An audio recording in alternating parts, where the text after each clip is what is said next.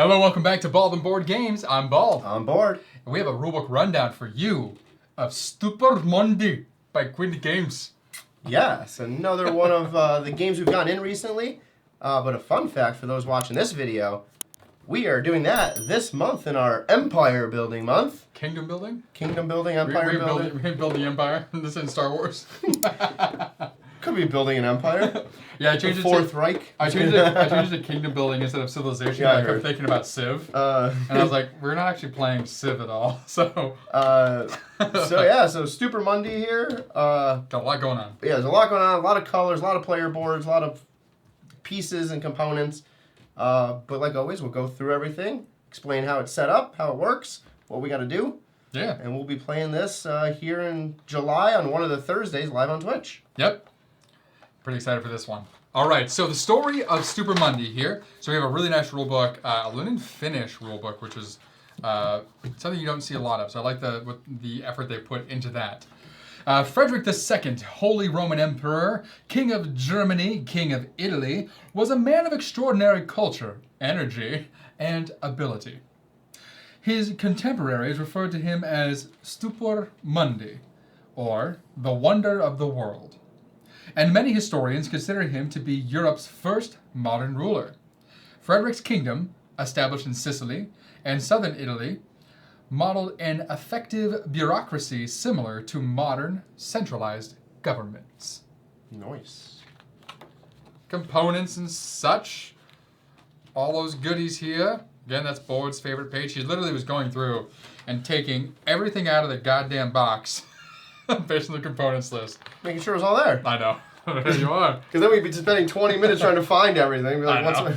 I just like picking on you. All right, so there's three main setup setup sections here, which is the main game board, the voyage board, and then our player boards. So we'll start with the central board. Yeah. There is a clarification here that says if you're playing with 3 players or 2 players, there's some marker identifiers that you will ignore. So if you see 3 dots or 4 dots, that means 3-player, 4-player game accordingly. I don't know exactly where those are shown, but it says if you see that, then ignore it. It might be on the actual pieces. It says tiles and spaces, so it could be some there. It showed one is potentially this space here, doesn't that? But I don't know. I don't see 4 dots. We'll find out as you find out. yeah. All right. So starting off, what's the first step? Unfold the board and place it in the middle of the table. Boards, because there's 2 here to unfold. I don't know, we're on a central board. We didn't get to that step yet to unfold this board. Trick question. All right. So yeah, so step A, put the board in the center of the table as such. Step 2 is you have a repository, which is really nice storage over there of grain cubes, stone cubes, and coins. So grain, stone, and a bunch of coins. Metal coins. Ooh, can you guys hear that? Oh, love it. Place 1 grain and 1 stone on the respective 1 spaces of Frederick's reserve. And which one's Frederick's reserve? The line 1. Right here? Yep, 1 of each. Okay, so that's what those color squares mean. Got it? Yep. And just on the 1, that's it? Yep. Okay. I'm assuming that'll move up and down as Frederick does stuff. Oh, it's probably going to raise either the cost or supply and demand. Place a 1 coin of value 1 on the 6. On the 6 right there. Okay. So that is the starting spaces. Cool. Sort the workplace tiles by... I'm going to go... because that gets everything in there. Oh, yeah, sweet. Sort the workplace tiles by shape. Place 1 on each matching space in the workplace area. So you have 3 blue and 3 of the yellow.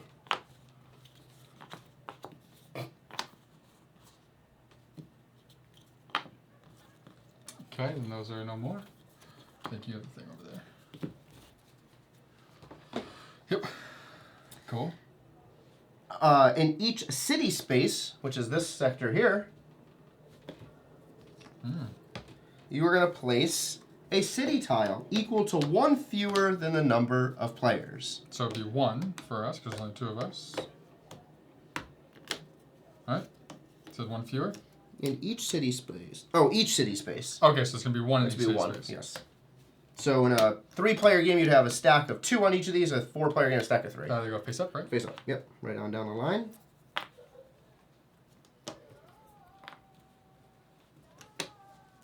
All right. Solid. Cool. They were there. I Okay. think so. Nope. Definitely not there. It's too big. Oh, what's that one? Yep. Makes sense. This is down there. I'll put those back in a second. You know, those are Keep going. later. You keep going. I got it. Then we go to the workplace edict tokens. Place those Face those. in the designated locations, which are right there and right there. Okay, we got these 2 little guys. Arrows pointed up. Yep, and they are color coded as well to match the board. Nice. Shuffle the rest of the edict tiles, which are the gray ones with a little gap at the bottom. These guys, okay. And here we go. form a face-down draw pile next to the board. I believe I had these in order. Oh, do you see the markers now? Yep, Yeah, they're on yeah. these.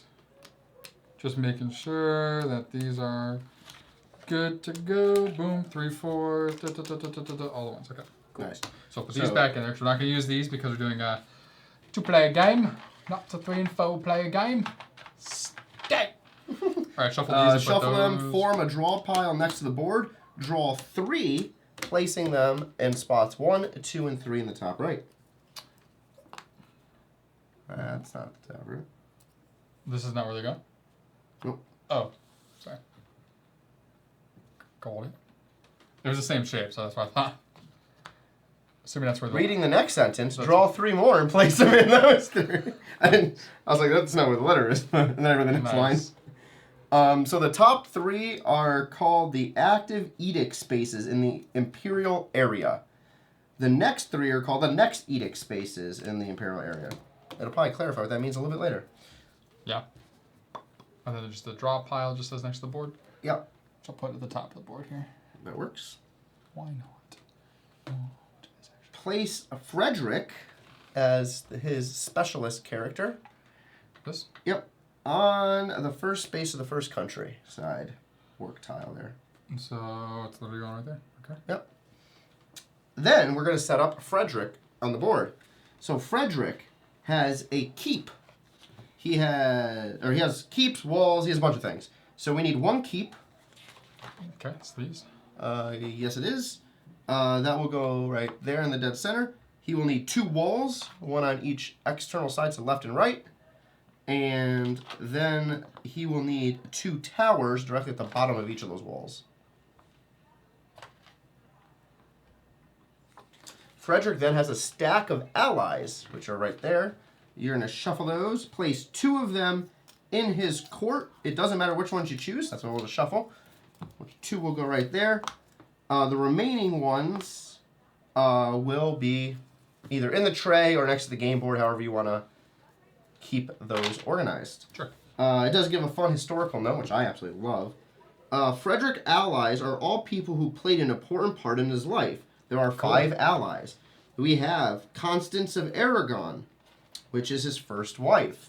We have Hermann Vazalza, the Grand Master of Teutonic Knights.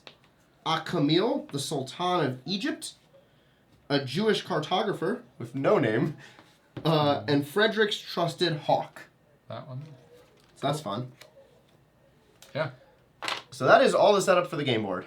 Nice. Obviously, things will be moving as the game progresses, but that is the main setup steps. Cool. Not bad. Next, we have Right there. Voyager board.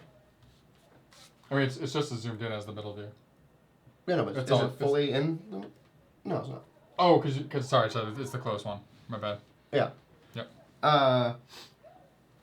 Place the Voyager board face up on the table. Nice. There is a 1-2 right here. The other side is a 3-4, based on number of players. Take the 6 market tiles, which are, where did I put them? Right here. Remove 1 at random. Place the remaining randomly in the corresponding slots on the board, Okay, that one's removed. which are in the center, yes. The market tiles have 2 different sides. Blue for easy, red for challenging. We'll obviously do red. No, depending on the difficulty. So if you want to do an easy difficulty, all 5 blue. Difficult, all 5 red. Medium, 3 blue, 2 red.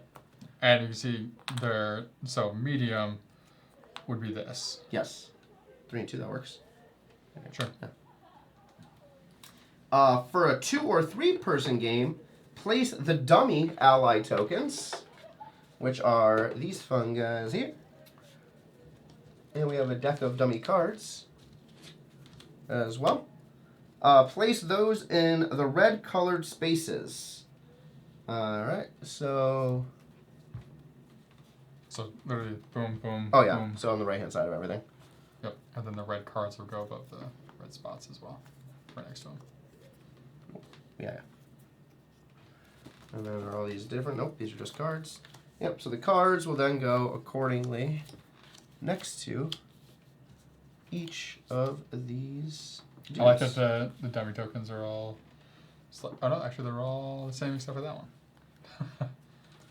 Interesting. Ah, they're different sizes. I wonder why. I don't know. It doesn't say just put them face up or face down, so I just put them out. Right. So it says, yep, so these spaces will be ignored the rest of the game. Cool. Shuffle the 20 ally tiles. So the ally tiles are all of those. Place 1 face down on each of the remaining spaces. So there's 5 going out. Place 1 ally tile face up on top of each face down ally. Okay. Wait, shuffle the 20. Place 1 face down on each free So ally stack of space. 2. Yep, so we stack 2. All right. Make sure I was reading right. Yeah. And place the unused back in das box. Das Boot. Das Boot Box. Cool.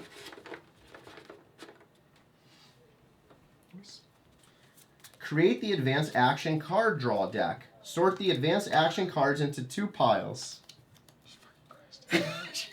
Okay. The level A cards and the level B cards that have a symbol on them. Shuffle each pile separately. What's the symbol look like? I assume it's the lion. Yep, on the upper left-hand corner. I've been just shuffling this thing this whole time. Hilarious.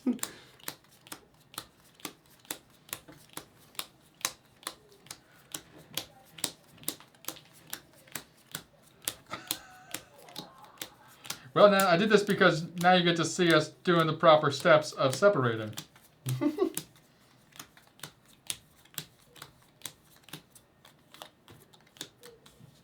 Alright, so Okay, you have shuffle these in. this deck of cards, and the upper left on some of them will show a little lion. Assume the advance is going on the bottom of this deck.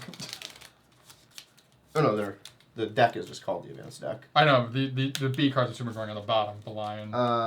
So shuffle each pile separately. Draw the following number of cards. 8 cards in a 2-player game, 12 in a 3, 16 in a 4.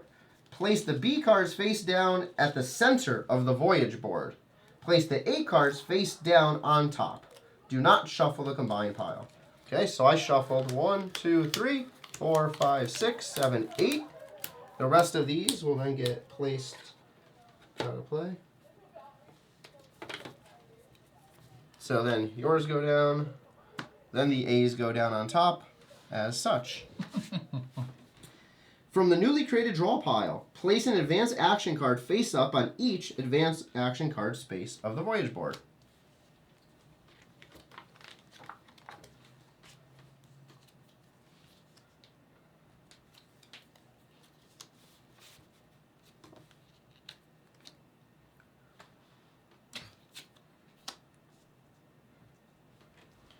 All right, perfect.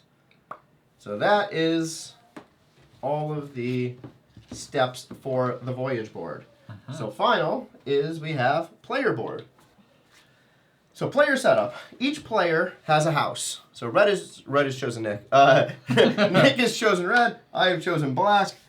You will start with 10 action cards. 2, 3, 4, 5, 6, 7, 8, 9, 10, and they all have my symbol on them. Yep. If this is your first game, we don't care. We'll skip that. This just says randomly pick houses. We just picked it because we like the colors. Yep. The starting action cards for each house contain 2 that are unique to that house. Cool. So it says if you're familiar with the game, you can choose based off that or not. Additionally, you will have a player board, 3 specialist tokens. You will have 1 ship. You can just show the whole thing if you want. I'm just gonna just call it out what they all are. These are the specialist guys, I think. Yeah. Yeah, the people. Yep. 3 specialists, 1 ship. 1 scoring disc. 1 scoring disc. 1 card slot tile, which I believe is going to be this thing here.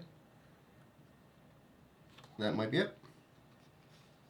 Card slot tile. That is it. All right. 1 set of castle structures, which includes 5 walls, 5 towers, and 3 keeps. And what's fun about this? Can you hand me your board? My board or? Sorry, your players. Oh. Your board. You just break. So the castles are different. Yes. So like the keeps Just are like the most similar, but the walls and the towers are different. Yeah. It's fun for everybody. So that's everything that's in that thing. So it says starting, place the card slot tile in the last spot of your player board, right there. Okay. It's nice and snug.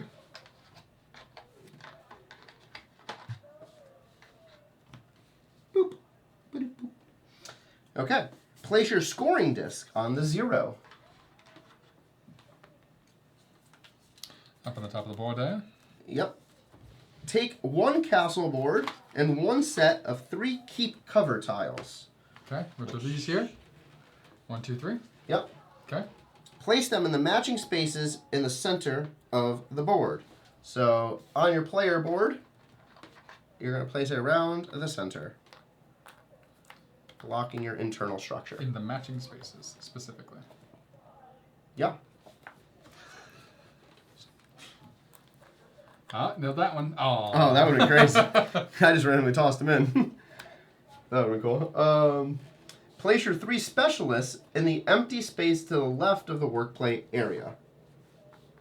Okay. So you can just leave them in the... So, Right. Oh, that work play area. Yeah. I thought I just went away. Off the board. No. Yeah. The specialists are also different.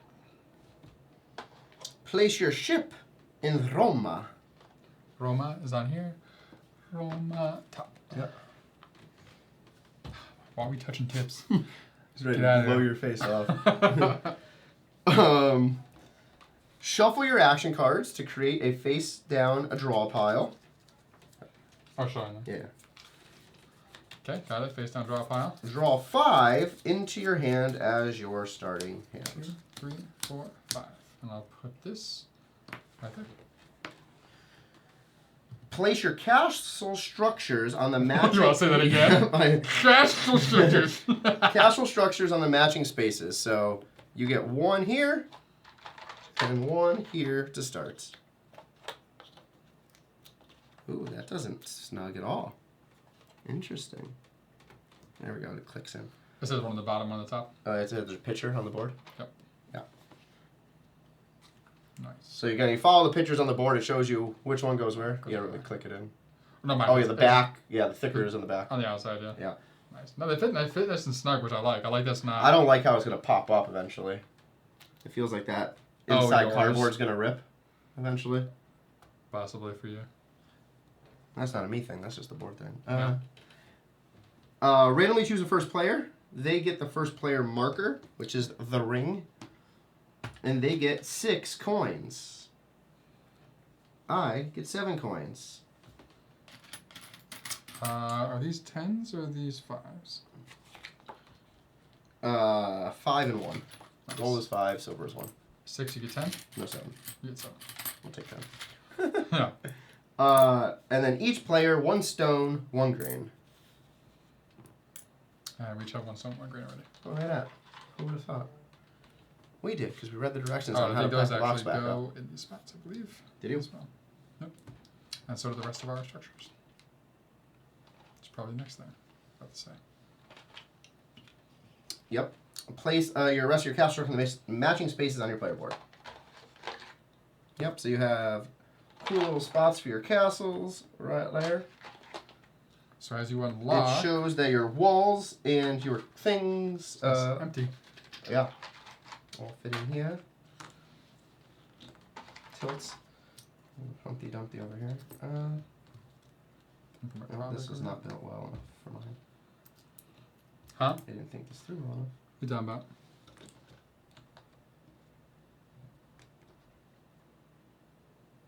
It's thick. It doesn't fit now. You just have fat pieces? Yeah. And the second one is just like, it's like in the edge. Oh, you mine fit perfectly. They made the black ones larger. Crazy. So last note here, and then Nick will start the overall of the gameplay. If you gain resources when all of your available warehouse spaces are full, you must either replace an existing one or discard one. So... Right here? Yep, so right now we have 3 warehouse spaces. More will get unlocked as you unlock walls. But you got to be cognizant of what you got. Yeah. All right. Let's go right there. There we go. Overview. As Frederick II's vassal, you will perform tasks such as summoning allies from around the Mediterranean, building structures in your castle, and promoting specialists to improve your kingdom. Certain actions will trigger edicts that affect Frederick's palace and determine the rewards players may receive from their allies. So again, the edicts are these up here. Yep. You will gain advantages by upgrading your castle towers. Upgrading your castle. So then towers house additional allies. You can see on the board, every time you put a new tower out, you get an extra spot for an ally. Walls. Actually, let me show you here. Boop. So the towers here, as you unlock them, they open up spots for more allies. Your walls open up more spots to store resources. And your keeps, they unlock spots here, it looks like. So it says, keeps aid in managing action cards. Yep. That's what those 3 little things are. Got it. All right. How to play. So the round structure goes as follows. 1, there is the action phase, where you will travel, and then you will perform actions. 2, the end phase, where you will refill your hand, collect castle income, ally income, then reorganization. Yep. All right. It's nicely explained on Player Aid, too. Stupor Mundi is played over a variable number of rounds, each of which is divided into 2 phases. The action phase, which is played in clockwise turn order, and the end phase, which may be performed simultaneously by all players. During each turn of the action phase, players may first choose to travel by moving their ship in order to gain access to various allies, advanced action cards, and market exchange rates. They then will perform an action by playing one of their action cards to take either action on the card or main action shown on their player board. Play then continues with the next player until all players have passed. This is followed by the end phase, in which players refill their hands by discarding played cards and drawing new ones. The end phase concludes with income and reorganization. Okay. So the action phase goes as follows. A. Travel. At the start of your turn, you may choose to travel by moving your ship 1 to 4 spaces clockwise around the voyage board. Yep. Movement to the first space clockwise is free. So this is free. See that, right? Yep. Right, we're good. Movement to spaces beyond the first space costs you 1 Augustulus, which is the coin, for each space moved beyond the first. So if I wanted to go here, I would have to pay 1 to do so. Yep, makes sense. After moving or staying where you are, proceed to the next step, which is perform the action. I'm just gonna Dumps outlaw it. Performing actions. Action cards may be played face up or face down in any empty action card slot of your choice. You are not required to play the action cards from left to right. So the action card slots, yep, on the bottom of your board, which you could not see. There you go. Boom, boom, boom, boom, boom, boom. Yep. And we have 1 closed off right now. And you will probably want to have this over there and this over here when we actually play. That's fine. So you know. Okay. Note, at the beginning of the game, the rightmost slot of each player's board, the thing is... No, I know. Oh, okay. I'm just, yeah. At the beginning of the game, the rightmost slot of each player's board is locked and may not be used. Building a specific keep during the game allows you to remove the tile from that slot. Oh, actually. Interesting. Cool. Which one is that? There we go. That'll work. Yeah. Yeah. Cool. Playing your card face up will allow you to perform the actions displayed on the card. Performing an action is optional. So the actions are on the bottom of the card. Yep, so if I were to play this card face up right here, I get 1 green cube. What is really cool, so the green cube is a very simple cube. Indicates green. It shows it nicely in the picture, it doesn't just show a yellow cube. Yeah. Playing your card face down will allow you to perform one of the main actions pointed to by the soldier's spears on the back of that card. So if you play it face down, you can do one of those 2 actions. Yep. That's cool. That's a very creative way to do that. If an action has a cost, it must be paid before you take the action. Some actions may trigger additional actions. If this happens, fully resolve each action in the order in which it occurred. Once you have resolved the selected action, the next player will take their turn. That player must choose to travel or not, and then play an action card. This process continues until all players have passed. If a player cannot or does not want to play an action card, they must pass. After passing, a player takes no more turns during this action phase. They may not travel or play action cards until the following round. Very important. Once you pass, it does not wait till it comes back around to you. Got it. See pages 1 to 3 of the reference guide for details and actions provided in the face-up action cards. We will now explain the 5 main actions of the game where we're available on your player board. Yep. All right, so these are in the same order on everyone's board. So first up on the left is promote a specialist. And as I go through these, I will read what they mean. So I'm going to just kind of skip over here to the next part. So promoting a specialist. This action allows you to move one of your specialists 1 space along the 3 paths. A, B, or C. Yep, so you have a row here. Oh, sorry, this A, B, or C. Yeah, oh, yep, exactly. Sorry. It said A, B, or C down here. But on the workspace area, specialists move from one workplace space to the next following the arrows you see on there. You will notice that the workplace area is divided into 3 sections from left to right. These are the countryside, which are in blue, the village, which is in beige, and the city, which is in green. Each section uses different workplace tiles. Also note that paths A and C consist of 5 workplace spaces, while path B only consists of 3. Yep. So you have 1, 2, 3, 4, 5. 1, 2, skip 3. 1, 2, 3, 4, or 3, 4, 5. Yep. Also note that paths... Nope.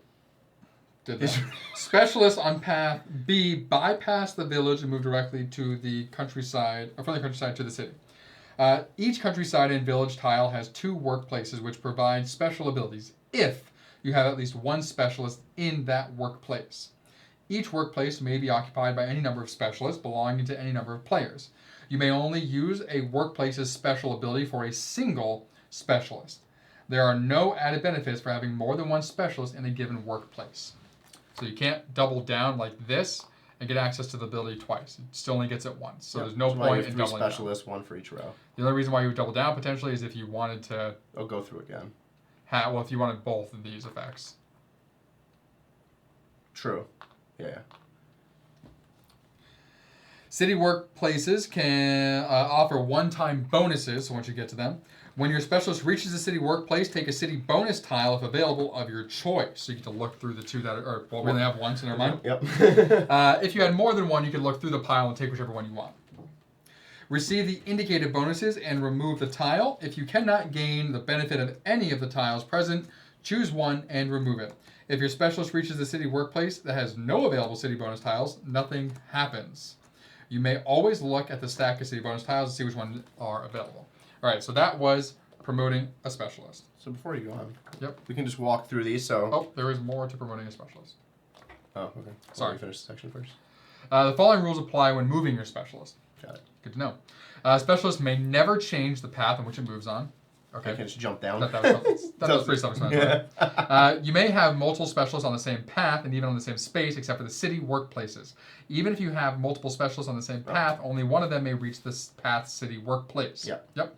If a specialist move would cause it to pass over an arrow accompanied by this symbol, which is the 1 grain symbol, you must pay the indicated grain to the supply before your specialist may move forward. If you cannot pay the cost, you cannot move the specialist on that turn. So like you were just pointing out here, there's that 1 grain symbol. If you do not have 1 grain to spend, you cannot move this guy forward. Correct. If a specialist move would cause it to move to a workplace with a workplace edict token, you must immediately use an edict and remove the token from the workplace, which is this here. Yes. All workplace tiles and city bonus tiles are explained on pages 4 to 6 of the reference guide. That's what I was going to cover. So there's a bunch of, obviously, these. You saw us shuffle them up. So I believe there's 6 of each. 6 blue tiles for countryside, 6 of the yellow for village. What we did, obviously, is picked them randomly. We'll just go through what these are, so it makes sense to you and it makes sense to us as well. But when we actually do our gameplay, it's probably going to be different tiles. Do you want to point out the first one there? So if we're going across the row, which is where Frederick is, that first tile is very self-explanatory. Build a wall, get a grain. Yep. The middle thing, as Nick mentioned, you got to pay a grain to get. On the right-hand side, visit the market. You may perform an additional sale or purchase. So that's +1 there. And visiting a market is one of the main actions we'll cover in a moment as well. Yeah, moving across. During the castle income step, you may double one of your castles. Nice. So you get double income. Again, pay a grain. And then on the final one there, during the ally income step, gain a VP up to 3. For up to 3 of your allies. Nice. So you just gain extra VP if you have allies. So you probably get +1 for each ally you have, I assume? Yeah, up to max 3. So those would be if you have those unlocked. And city? And then this specific city space is gain 2 VP for each ally on your player board. That's a crazy duo. That's if those got placed next to each other. Well, you wouldn't get them both at the same time. You have to have a person here to get that one. And No, then I know, you but collect like that afterwards. But your guy's already on the way. Yeah. Next row there is when you summon an ally, gain a stone. So top action, gain the bottom action. Boop, boop. Pay the grain. Once per turn, you may discard a card to gain a coin. Cool. And you get to draw an action card from your draw pile. Nice. So Cool. Restocking a little bit. Just recycle to get a coin. Yeah. So if you don't want a card, you just recycle. You get the card, another card back, and a coin. That's pretty solid. Nada. Nothing there. And then this one has a little castle symbol. You may immediately build a keep without paying the cost. Nice. If you build the Great Keep, you must still pay the additional cost. The Great Keep is a great structure in an expansion. Got it. And the last row here, when you purchase an action card, get a discount of 2. Cool. So there must be some action that allows you to purchase cards. Oh, these action cards. Okay, cool. Discount 2. When you build a structure, gain 2. Nice. Makes sense. And top here. Top here, we have the little double arrows. When you issue an edict, you may issue one of the edicts from the next edict space instead of the active. So that comes back up, which you can see here. So the top 3 are active, and then you have the next, so you can take one from the bottom row. Cool. That's pretty solid. On the right-hand side of that same tile, during, there we go, which is right here, during the castle income step, gain 1 VP for every 4 structures in your castle. Okay. And all 3 pieces count as structures. Yep. Starting off halfway there. That's true, yeah. That one right there It's the same as this one. The same. Yep, that's the exact same picture. So yeah, same thing there. That's interesting. Down here on the bottom, we have. Well, because we collect these, so. Oh, that's true. So on the bottom there, we have when you build a keep, gain 4 VP. Nice. Pay grain. When you build a tower or a wall, gain 3 VP. And the last one there is gain 6 coin, then gain 6 resources of your choice. You can mix and match. Gain 6. No, 6 coins. And then 6-3. You Yes. said 6 resources of your choice. Oh, my bad. So gain 6 coins, then three gain of your 3 choice. resources of your choice. Okay. And you can mix and match. All right. So we That's spoke about pretty edicts fun. a lot. So I'm going to go over issue an edict, and then I'll give it to you to do visit the market. Yeah. Continue. All right. So issuing an edict. So it says here, before we continue, we must explain a very important component of this game. Edicts. Edicts are used to manage all of Frederick's possessions, his castle structures, resources, allies, and even his specialists in the workplace area. An edict is issued when you take an action on a space marked with the edict icon, which again, as we just went over, is an icon that looks exactly like these little pieces do. This icon can be found in several places. can be found on your player board. An edict is issued when you place an ally on the space that had his edict 2 and picture. 3. So 2 and 3, yep. The Great Wall. An edict is issued when you build this Great Wall, which is the third one of your walls. Is the Great Wall? Oh, Great Wall, not Great Keep. Okay. Yep. Your castle board. An edict is issued when you build the on the marked structure. So certain walls, certain towers, and each keep has you issue an edict. Your workplace area. An edict is issued when a specialist reaches a marked workplace for the first time. So right here and right there. Oh, the Great Keep is here. It's the third one. When you build the third keep, it's Okay, your that Great makes Keep. sense. The Great Towers are your last 2 towers. And then you have the other one here, as you mentioned. Yep. They all have dotted red, which is kind of cool, at least on mine. So the ones that have the Same. dotted red lines are the special ones, which mean it also triggers the effect underneath. Nice. So on here you have your edicts on those 2 spaces of the workplace the first time you reach it. The corresponding workplace edict token must then be removed from the game. So once you get here, you take that off after issuing an edict. City bonus tiles. An edict is issued when a player selects this city bonus tile after placing their specialist in city board. So one of these will have you issue an edict as well. None that we have out here at the moment. When an edict is issued, choose one of the 3 face-up edict tiles, if available, on the active edict spaces of the Imperial area on the central board. So that's the top part. Take the reward displayed below that edict tile, then activate all the icons shown on that tile. So take the reward below it, and then activate everything on it. Yep. So for example, the top right one there says you get 3 gold or 3 gold pieces, so equivalent of 15. Augustulus or whatever it's called. Yeah, that's gold Augustulus. Well, right? Or is it just? Is there pictures of silver anywhere? yeah. Oh, okay. So there's 3 Augustulus. Mm-hmm. And then you get, it looks like 2 keeps. The rewards off 2 keeps, and a stone. Well, it looks like you're building 2 of his building, because maybe. they're yellow. Oh yeah, so building 2 of his yellow, and then you get a gold. Or sorry, stone. Stone. Which those will all be referenced in the reference guide as well. So if you're ever unsure what they mean, it tells you. Sure they are. They have to be. They're definitely referenced somewhere. There's no way they didn't reference the edicts anywhere. I just looked through. I was looking at exactly for that as you started talking about it. They definitely have that somewhere. Villages, which I just read through. All the advanced aftercards, edicts are in here. Iconography. Frederick's Keep. So it's No, I know what Frederick Keep it's is. under the iconography. Oh yeah, so the symbol is. I thought you meant what Yeah. each tile specifically does. Yeah. No. So they have the Yeah. symbols referenced on the back of the book as iconography. So you can say, okay, so that means to build that, to advance his guy, Yeah. and then to put out another one of those. So yeah, a lot of these are impact Frederick, not impact us for keeps and movement and all that. Yeah. We get the coins, it looks like. Cool. All right. So activating an icon. Oh, it also says right here, issue an edict. Activating an icon means that you must add the corresponding item to Frederick's Palace from the general supply or remove it by returning it to the general supply. If an item cannot be removed from Frederick's Palace, it must be added and vice versa. Oh. Can't be So if added, you it must be already removed. had 3 keeps up there, it said add a keep, you actually remove a keep. Yep. Oh. Interesting. When adding a Frederick's Castle to new structures do not have to be connected to existing ones. So you could build a tower here. Yeah. Here's an overview of what each icon means. So the grain icon would be an increase or decrease Frederick's grain reserve by 1 by moving the grain cube up or That's down all the track. his stuff. Up. Okay. The stone is the same, so that would not be get 1. Yeah. Makes sense. Increase or decrease Frederick's treasury by 3 Augustuluses by moving the coin up or down the track. So this are up or down. Which is the coins, okay. Yep. Add or remove a tower. Add or remove a wall.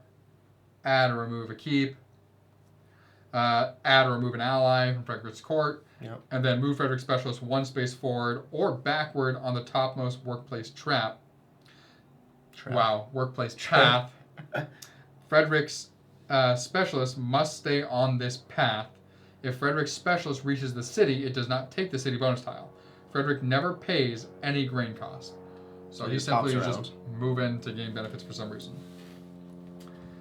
All right. So note, when you activate the edict that shows 2 identical items, you must either add or remove both objects. For example, you may not add a tower, then remove a tower. Also, you must always complete the entire edict. For example, if Frederick's castle contains 4 towers, and your edict shows 2 towers, you must remove those 2 towers because it's impossible to add them. So if you have to do it all in one chunk. So like, if he had already this on here, and we had that top tile, we wouldn't add them and take it away. We'd have to just take these both away. Yeah, makes sense. All or nothing. Yeah. All or nothing. Okay. Once the edict has been fully resolved, remove it from the central board and keep it face down next to your player board. You must replace that tile with another of your choice, taken from one of the next edict spaces, which are those. That's why those are there. Got it. Then refill the empty next edict space if possible with one of the remaining ones from the pile. If there are fewer than 3 edict tokens to choose from, you must choose an available edict tile and take the corresponding reward.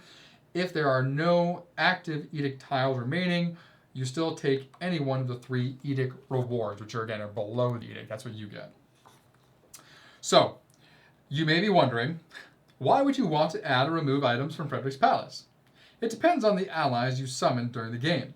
Loyalist allies provide VP based on what Frederick has in his palace, or the position of his specialist. Which are all over here. While independent allies provide VP based on what you have in your castle compared to what Frederick has in his palace. So if we zoom into this board over here, you can see, so this ally right here says +3, and it has Frederick's symbol for each wall. +3 for every Frederick ally.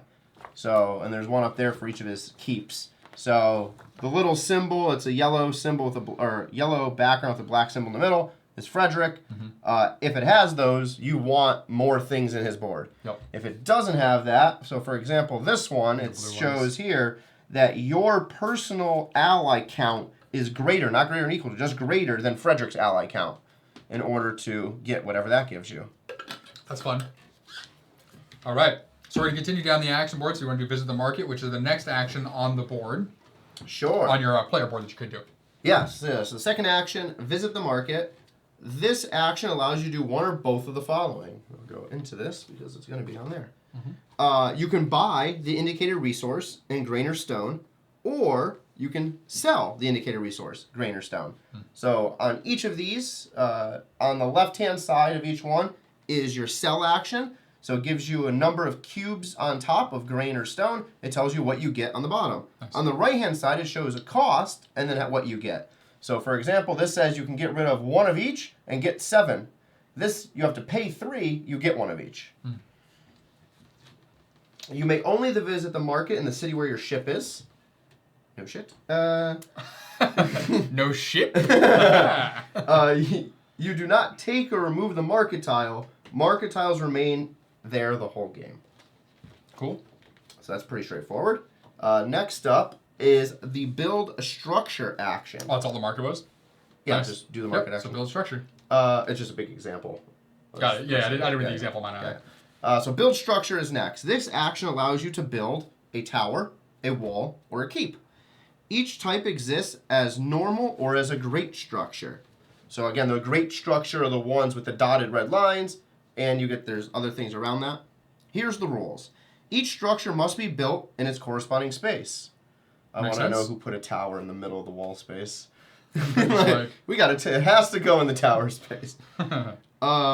Each space can accommodate a normal or a great. Structures do not need to be built in the order in which they are arranged on your player board. Oh, that's interesting. Do not need to be built in the order in which they're arranged. So you could just build straight to the end. Okay, I want that benefit.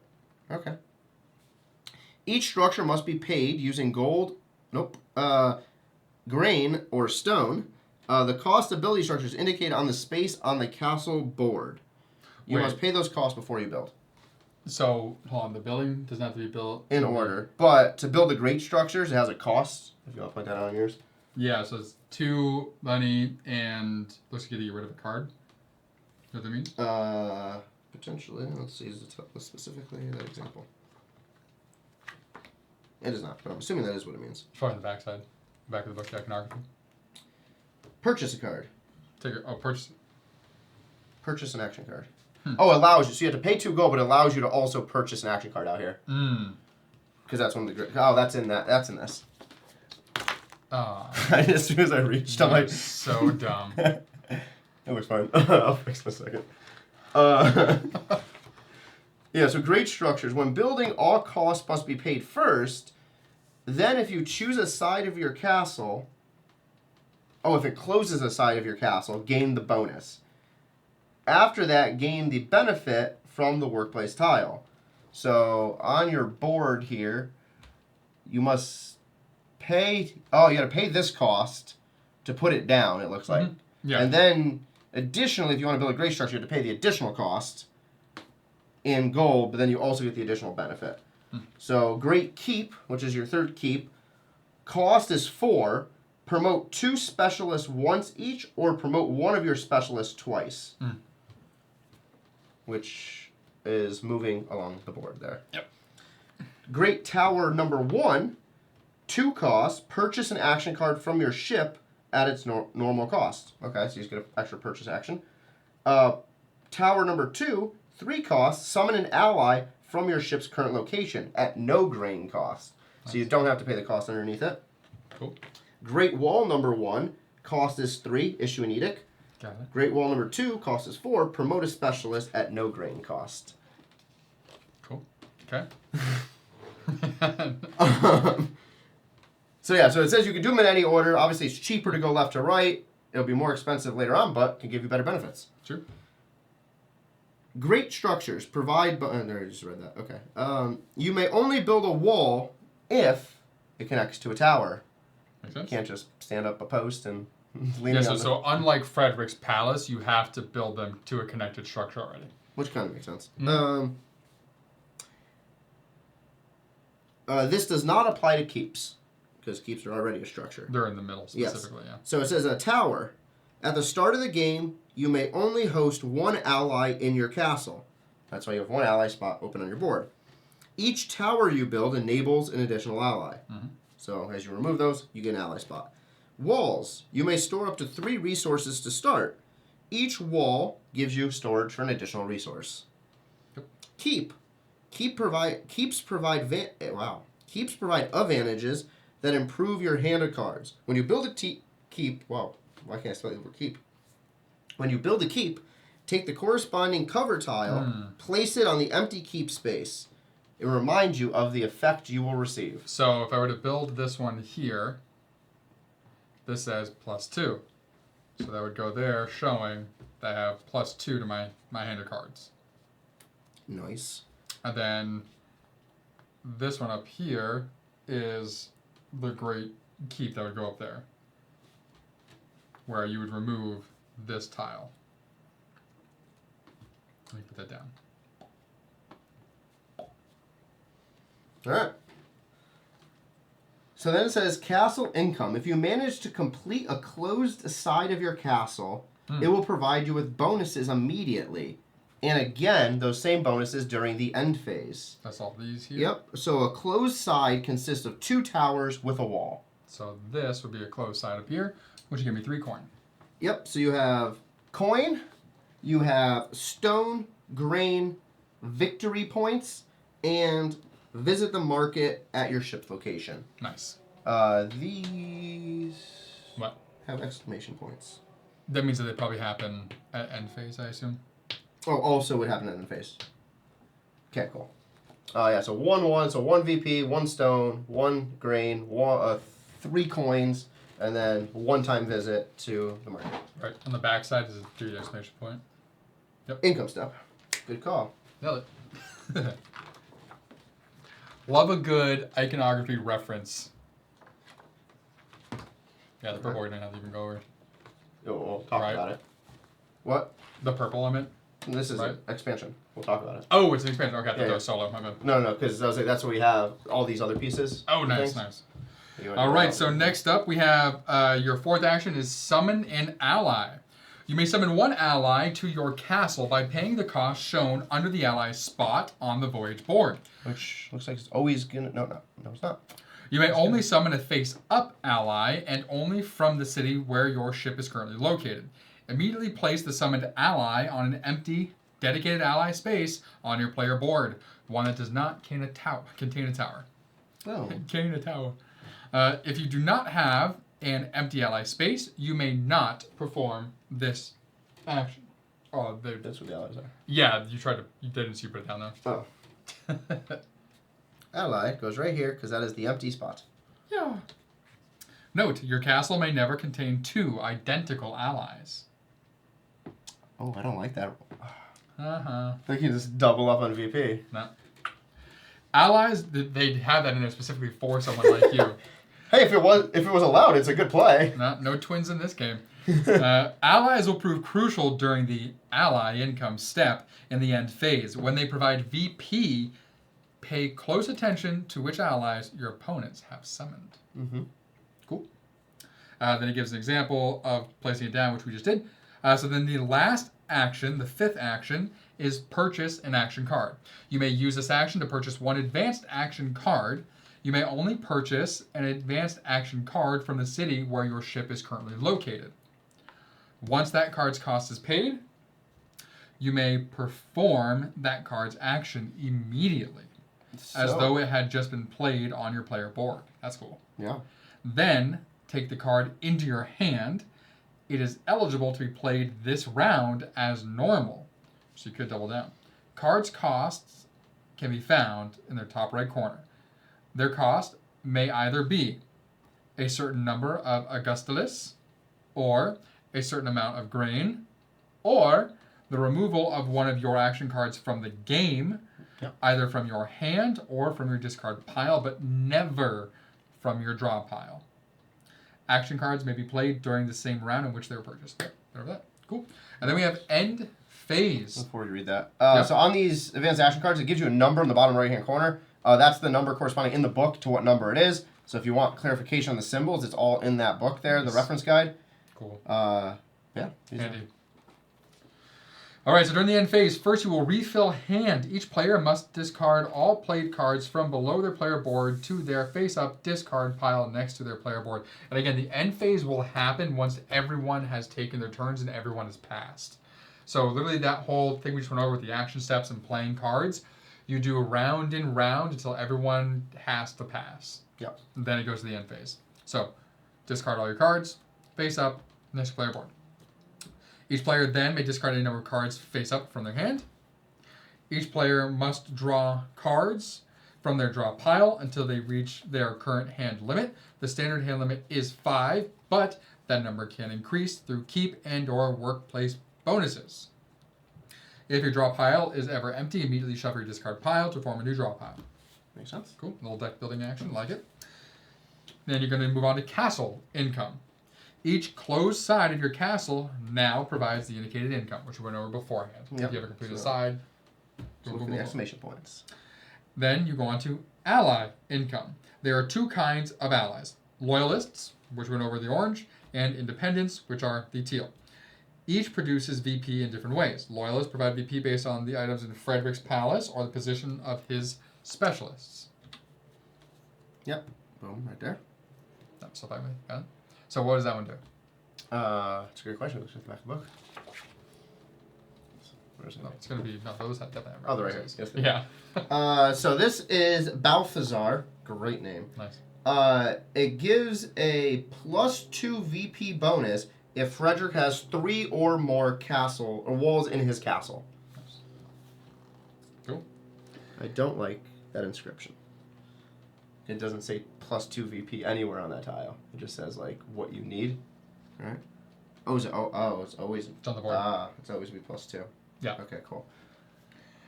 Independents provide VP based on your what was that? Wait, what is it? This one. What was this? Oh, it's a timer now.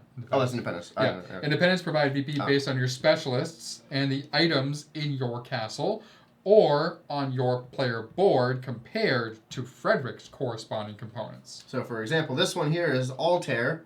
He gives you the 2 VP if you have more gold than Frederick has in his treasury. Nice.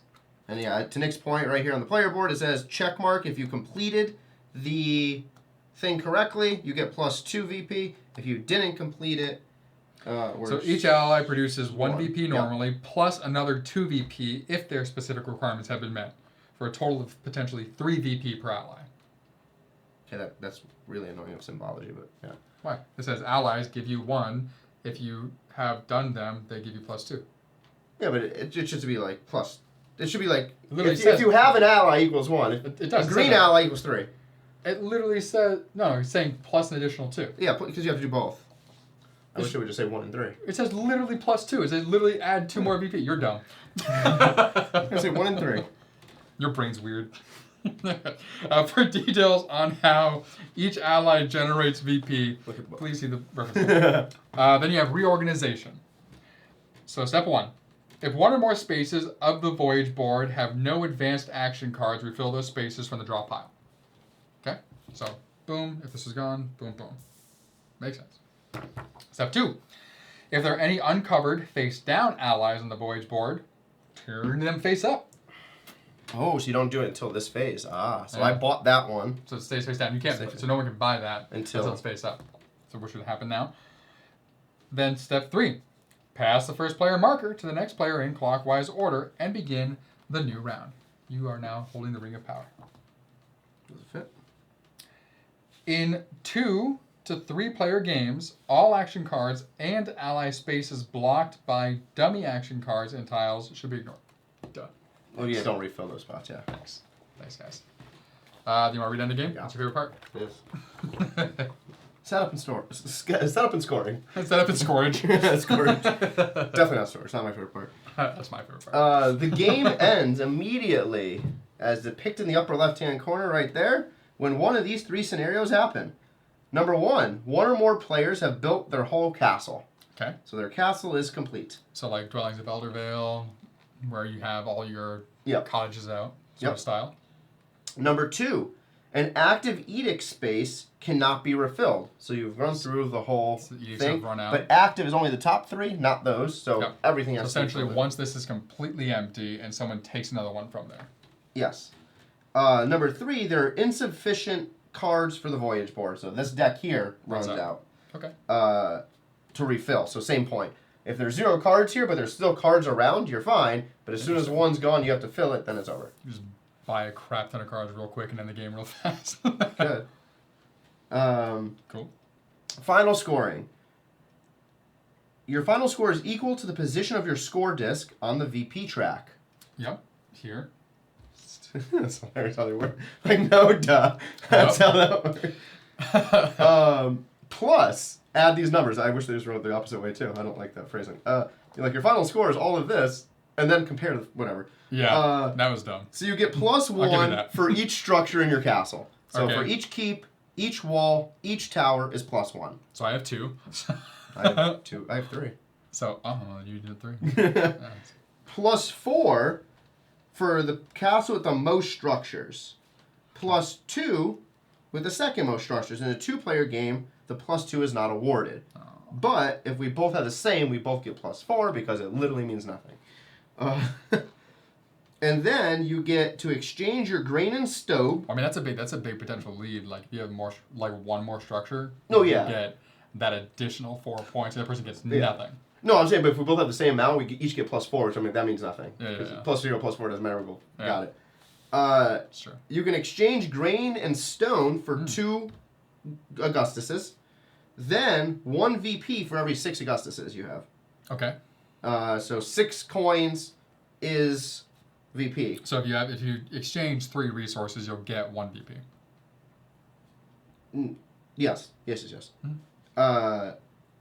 So again, these are the gold ones are 5. These are 1. So for every that's also hilarious. They could have just said that. They could have said for every 3 resources you get 1 VP, and then Augustus's for every 6 you get 1 VP. No, because it's different. Because if you had 2 resources and I had 2 of these, I still get a VP, because it converts to gold first. Oh, I guess it does help. Yeah. That one I got. All right. We're even now. All right. The player with the most VP wins the game. If there's a tie, the winning player is the one who built the most great structures. Okay. Okay, so decent tiebreaker. Yep. If you both filled the whole castle, though, it's a shitty tiebreaker. But that can't happen because that triggers endgame. Yeah. Unless because it's immediate. It does not finish the turnaround. Oh yeah, that's what I was wondering. Yep, I knew. Yep. I thought the same thing as I read that line. No. You see, again, that's the same with dwellings Yeah. as well. Uh, I believe. all right.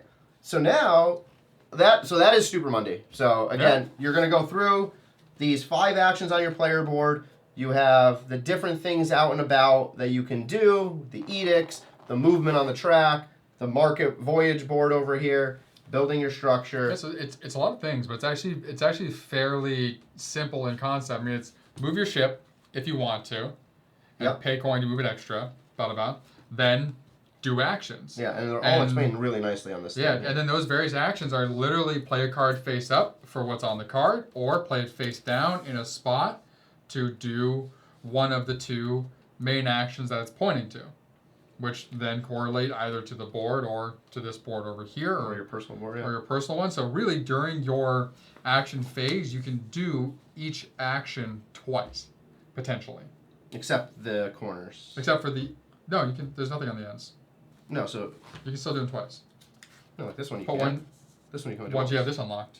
You can Oh do yeah, it. once you get that unlocked. So yeah.